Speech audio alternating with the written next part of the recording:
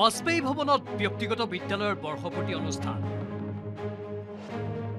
ব্যক্তিগত বিদ্যালয়ৰ বৰ্ষপূৰ্তি অনুষ্ঠান ৰাজ্যিক বিজেপিৰ মুখ্য কাৰ্যালয়ত।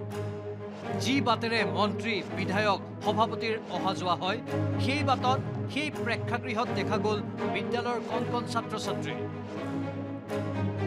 মূল প্ৰেক্ষাগৃহত অনুষ্ঠিত হ'ল বৰসজাই মহৰ্ষি বিদ্যা মন্দিৰ ৩ৰ বিদ্যালয়ৰ বাৰ্ষিক অনুষ্ঠান। বিশেষ সূত্ৰই জনোৱা মতে এই অনুষ্ঠানৰ বাবে ভাৰতীয় জনতা পাৰ্টিৰ সৈতে বাজপেয়ী ভৱনৰ প্ৰেক্ষাগৃহ ব্যৱহাৰৰ বাবে অনুমতি লোৱা হৈছিল।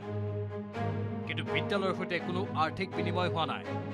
জানিব পৰা মতে ২ মাহ পূৰ্বে পূৰ্বৰ সভাপতি ভৱেশ কলিতাৰ সৈতে এই অনুষ্ঠানৰ বাবে কথা পাতিছিল বিদ্যালয়ৰ অধ্যক্ষই।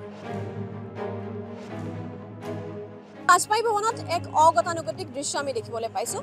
আমি দেখুৱাইছোঁ এখন স্কুল বাছ, কাৰণ আজি ইয়াত অনুষ্ঠিত হৈছে এখন বিদ্যালয়ৰ বৰ্ষপূৰ্তি অনুষ্ঠান।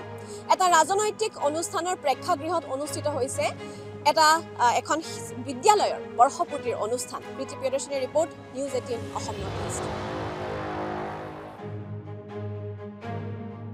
বাজপেয়ী ভৱনত ব্যক্তিগত বিদ্যালয়ৰ বৰ্ষপূৰ্তি অনুষ্ঠান। ব্যক্তিগত বিদ্যালয়ৰ বৰ্ষপূৰ্তি অনুষ্ঠান ৰাজ্যিক বিজেপিৰ মুখ্য কাৰ্যালয়ত। যি বাটেৰে মন্ত্ৰী বিধায়ক সভাপতিৰ অহা যোৱা হয়, সেই বাটত সেই প্ৰেক্ষাগৃহত দেখা গ'ল বিদ্যালয়ৰ কণ কণ ছাত্ৰ ছাত্ৰী।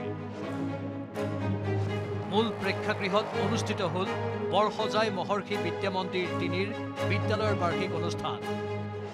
বিশেষ সূত্ৰই জনোৱা মতে এই অনুষ্ঠানৰ বাবে ভাৰতীয় জনতা পাৰ্টিৰ সৈতে বাজপেয়ী ভৱনৰ প্ৰেক্ষাগৃহ ব্যৱহাৰৰ বাবে অনুমতি লোৱা হৈছিল।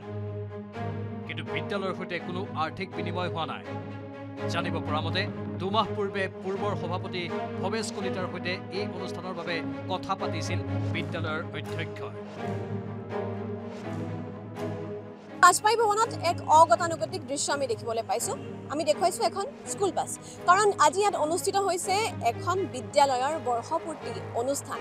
এটা ৰাজনৈতিক অনুষ্ঠানৰ প্ৰেক্ষাগৃহত অনুষ্ঠিত হৈছে এখন বিদ্যালয়ৰ বৰ্ষপূৰ্তিৰ অনুষ্ঠান। প্ৰীতি প্ৰিয়দৰ্শিনীৰ report, news 18 Assam north east. আপুনি বিচৰা বাতৰি পাব কেৱল নিউজ 18 এপত। নিউজ 18 এপ ডাউনলোড কৰিবলৈ স্কেন কৰক এই QR কোড। গুগল প্লে ষ্টৰতো পাব এই নিউজ 18 এপ।